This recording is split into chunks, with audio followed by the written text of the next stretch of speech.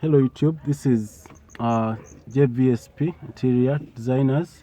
So today we are going to show you how to remove the SC unit on our Harrier 2007 model, and this could work on other versions, on other models. So we are going to remove it. First of all, what do you have? We are going to remove You're going to remove gently. Pull down.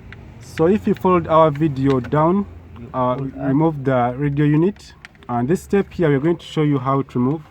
There is this and this and this. So you have the connector up there.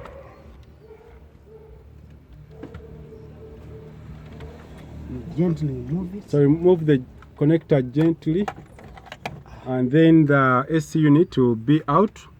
So thanks for watching. This was just a quick video on how to remove AC unit on our Harrier.